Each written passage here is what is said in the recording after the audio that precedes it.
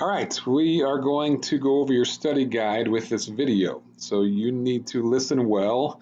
You need to make sure your video is in full screen mode. Please don't have it in a smaller version. You miss a lot of stuff if that's the case.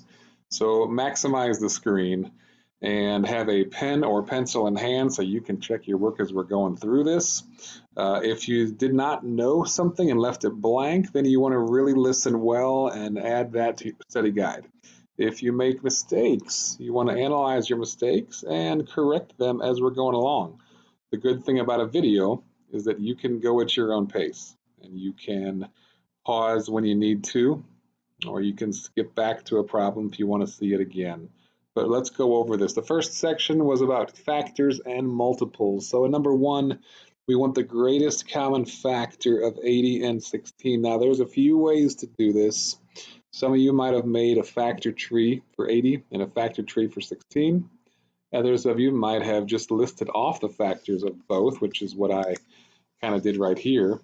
But if I list off the factors of 80, these are all the factor pairs that would equal 80 when I multiply them, 2 and 40, 4 and 20, 5 and 16, 8 and 10. If I do the same thing with 16, I find that the biggest factor on both lists is 16. Again, if you did a factor tree, you should have still ended up with 16 as your answer. You could have also used your orange factor chart. You're allowed to use that on your test. So either way, whatever you do, you should find the biggest factor that 80 and 16 have in common is 16. All right, there's number one. Number two is the same kind of problem. You just want to find the GCF of 88 and 64. Well, again, if you figure it out in whatever way you've chosen, it should end up being 8. So check your work and see how you did on those first two, because that'll lead us into the next section right here. Now, it's the least common multiple of a couple numbers. So you want to think about multiples, all right? Numbers that are bigger than 20 and 30. So if I start off with 20 and I list its multiples, I would have 20, 40, and 60. And if I do 30's multiples, well, starting with 30, that would mean 30 and then 60. Now, the first one they have in common, that is our least common multiple. So it's 60 for number 3. For number 4, they gave you 3 numbers, 3, 4, and 20. So you want to think about multiples of 3, multiples of 4, and multiples of 20. Now, 3 has quite a few multiples because it's a small number. 4 also has quite a few, just not as many. It's a little bit bigger than 3. But 20 doesn't have a whole lot of multiples. So you find out eventually that 60 is the first number that all 3 will have in common. So that would be our least common multiple for 3, 4, and 20. All right, they were both 60. That kind of was random, but it worked out nice for you guys. All right, going to number 5, and let's see here. This one was about food being served. The advice in the instructions there says look for keywords that'll help us solve this problem. So this one's kind of about patterns. Pizza's being served every 3rd day, burgers every 2nd day, and smoothies every 5th day. How many times over the next 100 days will all 3 be served on the same day?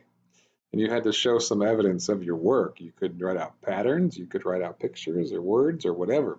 But if I think about the 3, that's the pizza. Pizza is served every 3 days. So that's what it would be served on, 3rd, 6th, 9th, and so on. That's when pizza's served. Burgers are basically every other day, every 2 days. So on the 2nd day, the 4th day, the 6th day, and so on. I kind of want to find out those multiples. But I also know that smoothies are served every 5th day. So day 5, day 10, and so on. Now you can see I have 30 circled for all 3 because that's the first number they will all have in common. Now what that tells me is that every 30 days, all 3 are served on the same day. And that's the first time it'll happen, is the 30th day. It doesn't happen before then. There might be some days where 2 are served, but not all 3.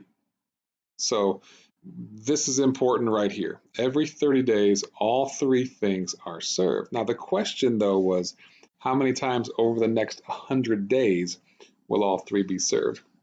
So if they're served on day 30, That's the pattern. They're going to be served again on day 60 and then again on day 90. So that means there's a total of 3 days or 3 times that they will all be served on the same day over the first 100 days. Okay, day 30, day 60, and day 90. So you had to use your knowledge of multiples, but then you had to apply it to the question and think, okay, how often will that really be? The next question was more of a greatest common factor question. This is number 6.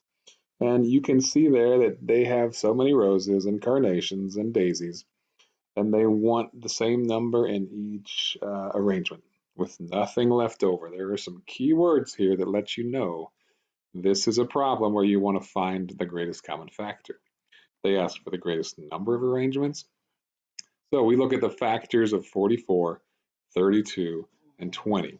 That's what you should do, is find the factors of them. You can do factor trees, you can list out the factors, you can look at your orange chart, but you should find out that the GCF was 4, and that's the greatest number of groups that they can make for the flowers. So 4 arrangements. The next question builds on that, and they say how many flowers, how many of each flower will be in those arrangements. So you go back up to your numbers up here, 44, 32, and 20, and you divide each of those by 4, because we're splitting up those roses into 4 groups. And that would be 11 roses per group. The 32 carnations split up among the 4 groups would put 8 carnations in an arrangement. And then the 20 split up among 4 groups would be 5 daisies per group. So this is what each arrangement will have in it. All right, I just summarized it there with 11 roses, 8 carnations, 5 daisies. That's the flowers that will be in each of those arrangements. All right. Number 7, you had to factor out the greatest common factor to create something equivalent. And they gave you this right here, 44 plus 55. Your first step would be to find the greatest common factor of those two numbers. Now it's 11, and if you're not sure, I mean, just look at the factors of both. 11 is the biggest one on both lists. Okay, so the 11 would go there. You put the greatest common factor in that first blank. And then you ask yourself, well, 11, if I factor it out of 44, how many times does it go into 44? Then the answer is 4. But then you also are factoring it out of the 55, so it goes into that 5 times. So this would be an equivalent expression. We're factoring out the greatest common factor and making kind of an equivalent problem of that. All right. So that's what those blanks should look like. If I look at this next one right here, you had to find all the equivalent expressions for 30 plus 42. And you had to kind of show your work. Now, remember, the distributive property is where you multiply what's outside by each of the numbers inside. And we're laying the foundation now for what comes later in the year.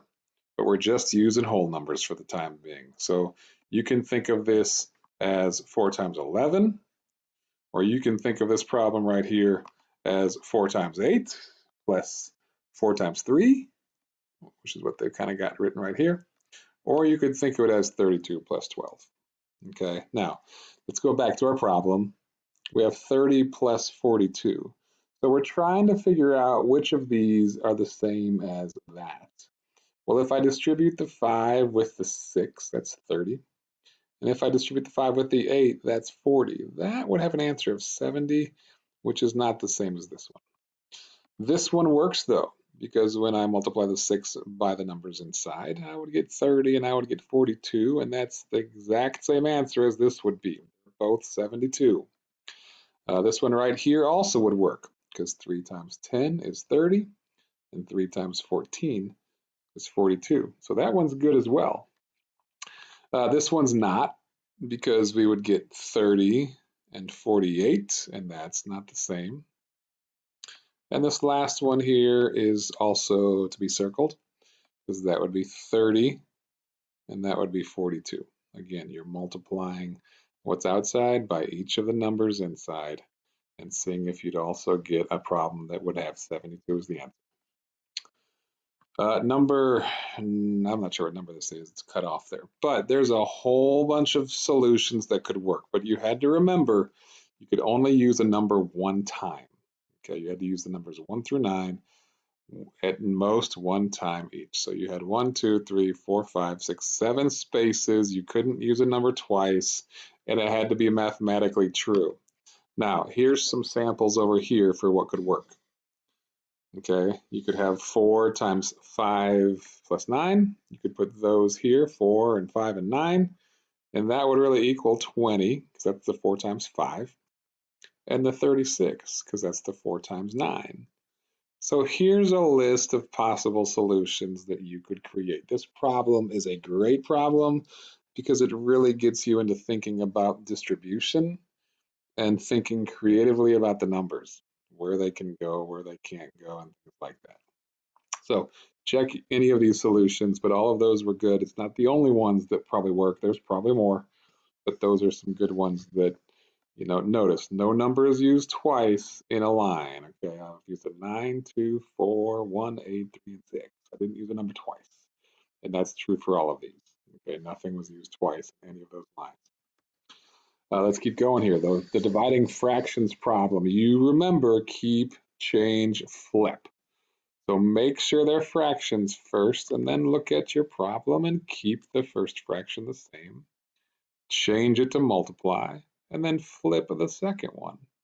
Now, if you've been taught the butterfly method, you know you can cancel both of these diagonals, which is what I did right here. I canceled the 5 and the 10 by dividing out a 5. So that becomes a 1, and that becomes a 2. And the 8 and the 12, I know I can divide out a 4. So if I divide out a 4 from those two, this becomes a 2, and that becomes a 3. And then I can just multiply across, and I end up with an answer of 3/4. So this one simplifies when you cross cancel. If you didn't cross cancel, you would have got 60 over 80, and you would have had to simplify that. Number 11, the difference here is that you first want to make these fractions, right? They're both mixed numbers, so make them fractions first. So I changed it to 20 over 3 divided by 5 over 2. And just remember, denominator times whole number plus numerator. It becomes your numerator, and your denominator stays the same. So that's where this came from. Once they're both fractions, now I can keep, change, flip. So if I keep, change, flip, I can look diagonally and see if I have anything to cancel out. And with that 20 and that 5, yeah, I can factor out a 5. So it goes into this 4 times, it goes into that once, and then I can multiply. Let me move this box. That would really be 8/3, which I need to change back into a mixed number, 2 and 2/3. That was number 11. Number 12, they are using some lemonade, and each container uses 3/4 of a cup of powder. How many containers can Nellie make with 12 cups of powder? And then show your work.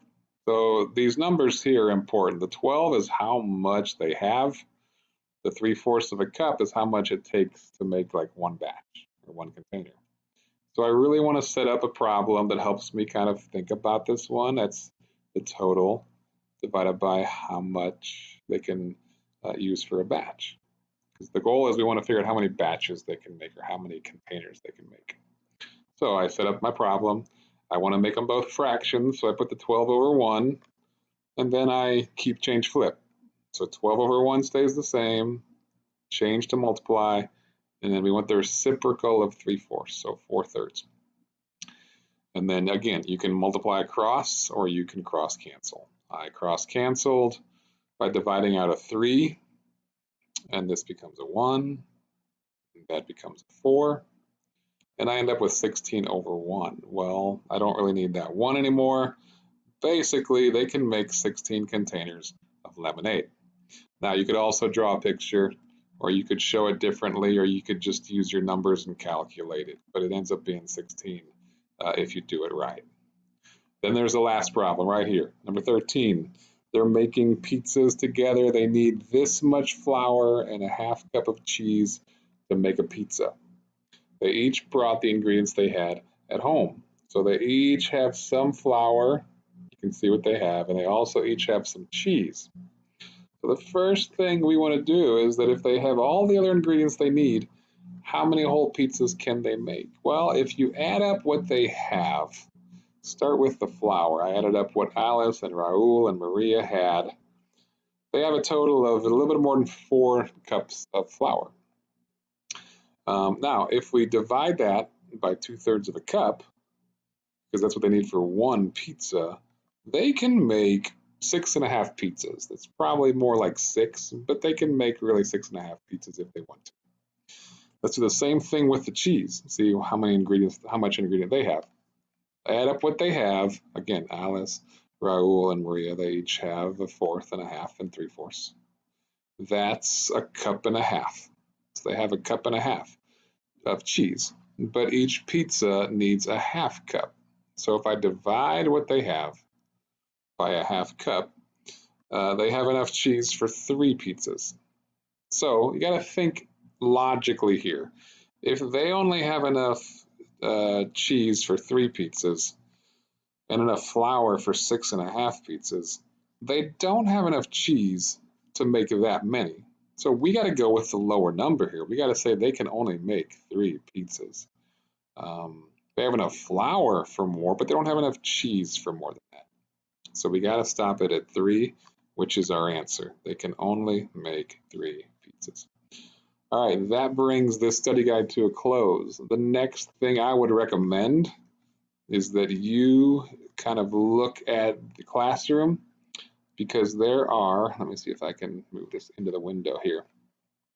There are some practice links and some video links that you can refer to now as you go over your tests.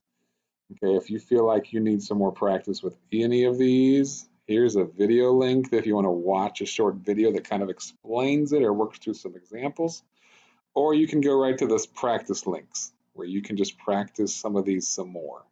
Now you really want to focus on the ones that are giving you trouble, all right? Don't spend your time on the ones that are good if there's other ones that are weak. So that's the next step, is to get to work on some practice. So you can kind of fine tune some skills. You can ask, me for help. I can help you with what you were struggling with, or you can just go right to just practicing some more things on your own. All right, that's the end of this video.